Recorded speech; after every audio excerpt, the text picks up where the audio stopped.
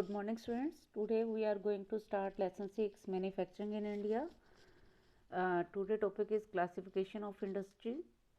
First आपको याद रखना है कि किसी भी इंडस्ट्रीज़ का अगर क्लासिफिकेशन आता है, कोई भी इंडस्ट्रीज़ है वो किसके आधार पर निर्धारित है।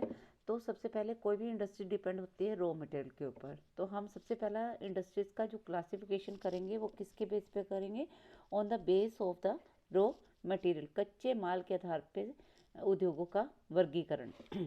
तो सबसे पहले याद रखना है कि कच्चे माल के आधार पे कौन सी इंडस्ट्रीज आएगी, एग्रो बेस्ड, मतलब कृषि के आधार पर। एग्रो के नाम से क्लियर हो रहा है इसकी definition, those industries depend on the agriculture raw material that are called agriculture based industries. कौन सी होती है, जो वो उद्योग जो कृषि के कच्चे माल पर आधारित होती है।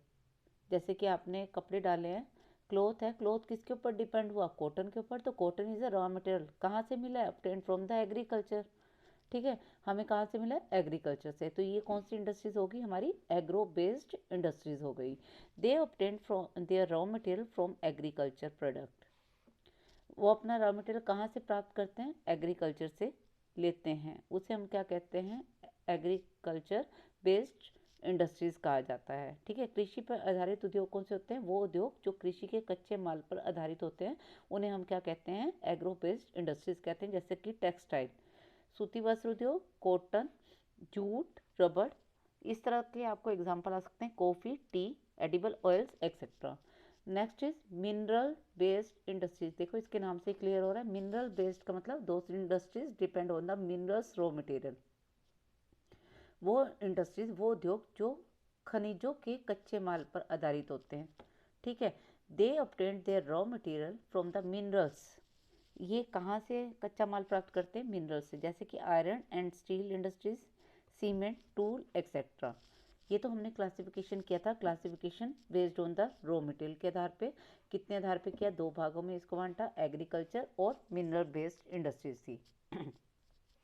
नेक्स्ट इज, अगला क्लासिफिकेशन है according to their role. According to their role मतलब इंडस्ट्रीज का रोल बताना है कि इंडस्ट्रीज किसके बेस पर हैं।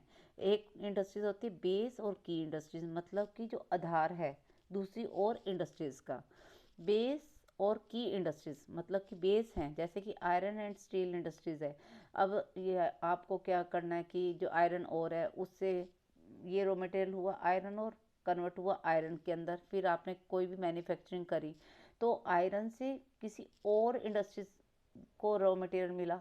ठीक है, जैसे कि गाड़ी बनाई, गाड़ी के लिए आपको चाहिए, ठीक है, कोई बिल्डिंग बनानी है उसके लिए आपको आयरन चाहिए। तो ये क्या, आयरन क्या हो गया, उस इंडस्ट्रीज को बनाने के लिए या किसी भी मशीनों को बनाने के लिए क्या हुआ, ये कच्चा माल हुआ। तो ये क्या हुआ, एक बेस इंडस्ट्रीज।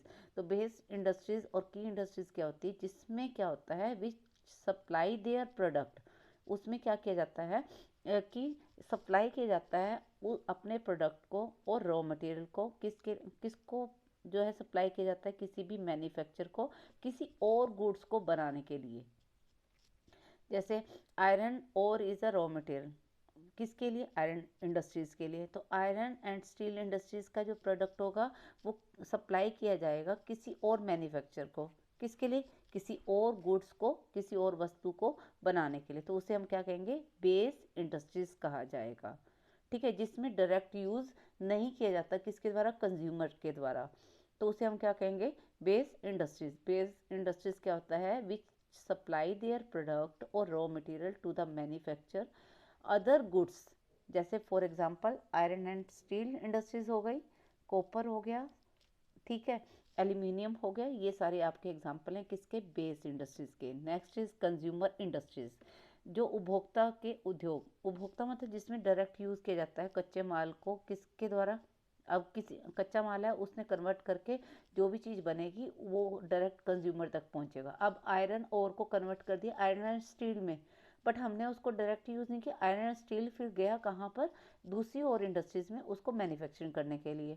ठीक है, बट यहाँ पर कंज्यूमर इंडस्ट्रीज़ में क्या आएगा कि जो प्रोडक्ट है goods for direct use by consumer, यहाँ पर जो प्रोडक्ट है वो डायरेक्टली यूज़ किया जाएगा किसके द्वारा, कंज्यूमर के द्वारा। उसे हम क्या कहेंगे, कंज्यूमर इंडस्ट्रीज कहेंगे। ये किसके आधार पर इसका जो है क्लासिफिकेशन किया है? According to their main role, मतलब उसके अपने रोल के अकॉर्डिंग इसका क्लासिफिकेशन किया गया है। जैसे कि शुगर केन है, उसको कन्वर्ट कर दिया शुगर केन, तो डायरेक्ट जो है शुगर का यूज़ किया गया। अब ऐसा तो नहीं कि शुगर को हमने और किसी और इंडस्ट्रीज के अंदर भेज दिया है उसको कन्वर्ट करने के लिए, नहीं, तो शुगर का यूज़ किया गया डायरेक्ट किसके द्वारा? कंज्यूमर्स के द्वारा। अगला क्लासिफिकेशन है on the base of the capital investment. अब देखो कोई भी इंडस्ट्रीज है, हमने देख लिया कि रॉ मटेरियल मिल गया, हमने देखा कि उस मटेरियल का कहाँ कहाँ पे यूज़ हो रहा है। अब इंडस्ट्रीज को लगाने के लिए हमें किस चीज़ की नीड होती है? इन्वेस्टमेंट की। ठीक है, तो अब जो क्लासिफिकेशन होगा वो किसके बेस पर किया गया है? इन्वेस्टमेंट के, जिसमें क्या देखो पहला क्लासिफिकेशन है इन्वेस्टमेंट में स्मॉल स्केल इंडस्ट्री। दो तरह की इंडस्ट्रीज होती हैं, small scale industries and large scale. अब स्मॉल स्केल इंडस्ट्रीज में क्या होता है? जो इन्वेस्टमेंट होती है, मैक्सिमम इन्वेस्टमेंट याद रखना है कि कितना होता है? 1 करोड़। मैक्सिमम इन्वेस्टमेंट कितनी होगी? 1 करोड़। और ये क्या करता है? लोगों को कितना एम्प्लॉयमेंट देता है? स्मॉल नंबर ऑफ एम्प्लॉयज़ आ स्मॉल नंबर ऑफ लेबर्स होते हैं। याद रखना है कि जो स्मॉल स्केल इंडस्ट्रीज होती है उसमें इन्वेस्टमेंट कितनी लगती है? 1 करोड़। और ये जो है small number of the labours provide करता है। लार्ज स्केल इंडस्ट्रीज के अंदर कितनी इन्वेस्टमेंट होती है? 1 करोड़ से ज़्यादा, मोर देन 1 करोड़। तो जो आपने इन्वेस्टमेंट याद रखनी है कि स्मॉल स्केल में कितनी होती है? स्मॉल स्केल में होती है आपकी 1 करोड़, और लार्ज स्केल में होती है आपकी, लार्ज स्केल के अंदर होती है आपकी मोर देन 1 करोड़। ठीक है, तो ये हमने किया था क्लासिफिकेशन कैपिटल के बेस पर। अब क्लासिफिकेशन करेंगे हम ओनरशिप के बेस पे। ओनरशिप मतलब हमने इन्वेस्टमेंट भी लगा दी, अब इन्वेस्टमेंट किसने लगाई है उसके बारे में क्लासिफिकेशन करेंगे। पहला देखो इंडस्ट्रीज के लिए रॉ मटेरियल चाहिए, रॉ मटेरियल हमने क्लासिफिकेशन किया agro based and mineral based. फिर देखा कि उसका रोल किसका है, फिर इन्वेस्टमेंट कितनी की गई। अब इन्वेस्टमेंट किसके द्वारा की गई है? तो जो ओनरशिप के बेस पर जो क्लासिफिकेशन की गई है वो कितने बेस पर है?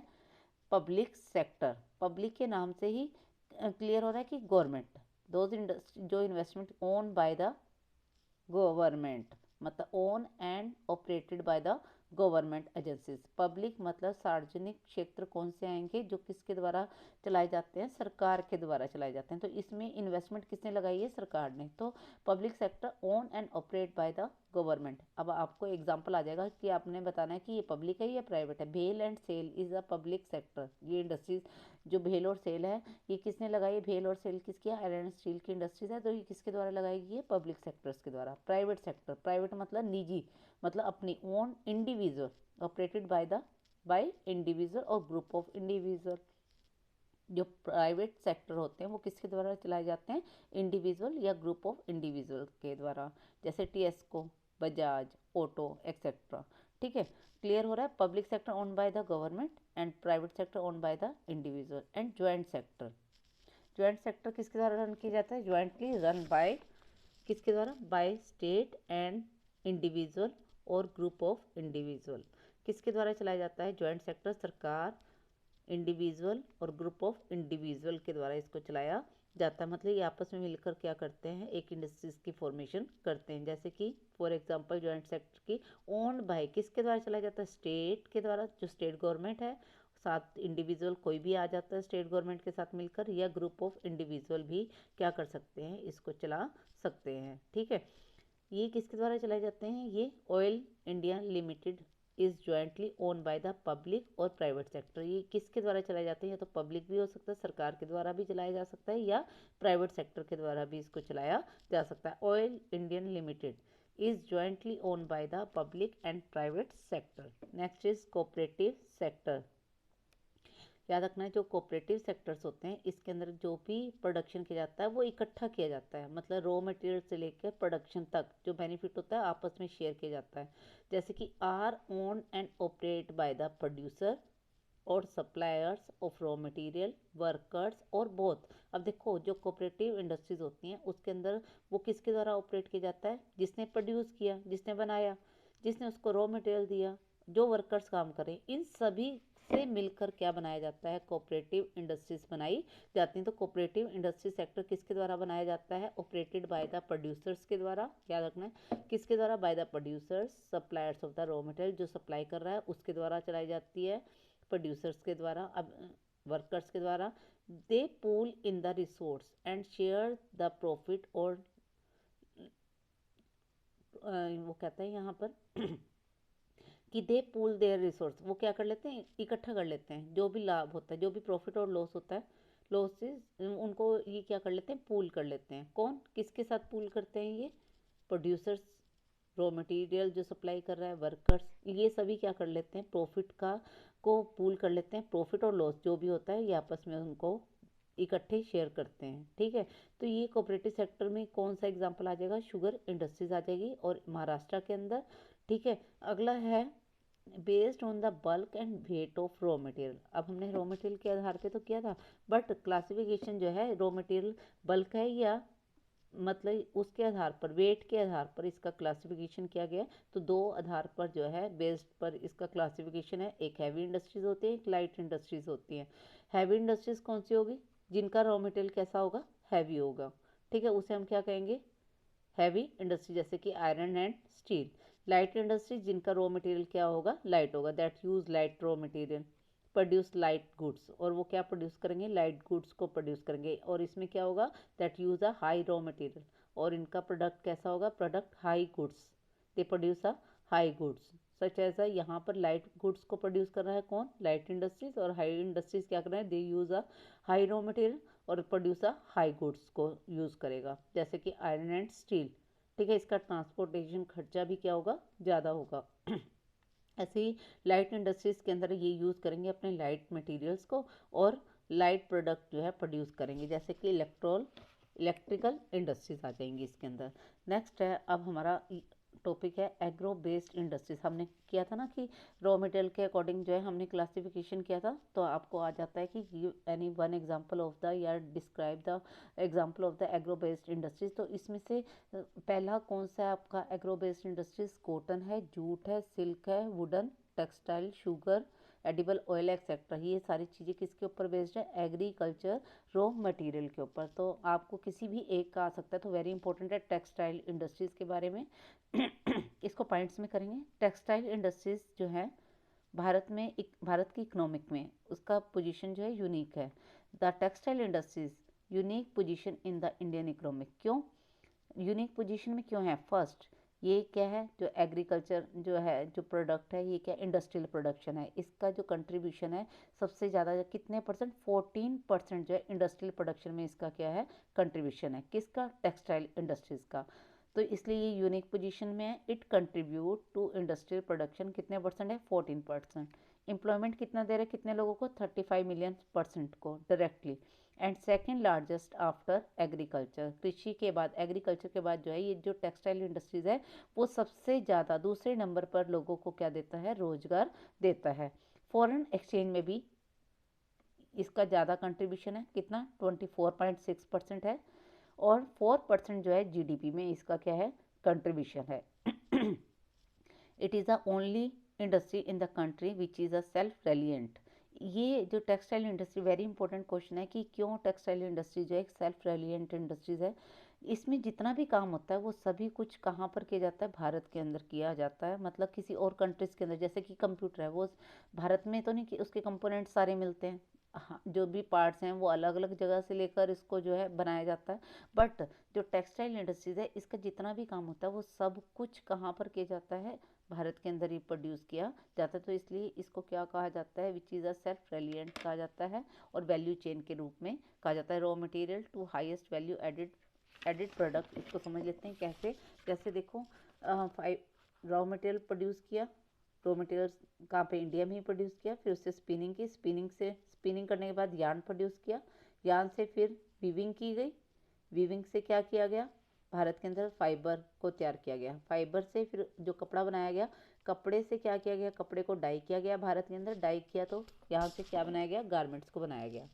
ठीक है, ये सारी चीज़ें कहाँ पर की जा रही हैं, भारत के अंदर ही की जा रही है। देखो, पहले फाइबर प्रोड्यूस किया, फाइबर प्रोड्यूस करने के बाद क्या हुआ, स्पिन किया, स्पिन से धागा बनाया, धागे से उसको वीव किया गया, वीव करके उसको एक कपड़ा बनाया गया, कपड़े से डाई किया गया, डाई से एक गारमेंट बनाया। तो सारा कुछ कहाँ पर किया गया है, इंडिया के अंदर। तो इसलिए ये जो है टेक्सटाइल इंडस्ट्री जो है एक सेल्फ रेलिएंट इंडस्ट्रीज है।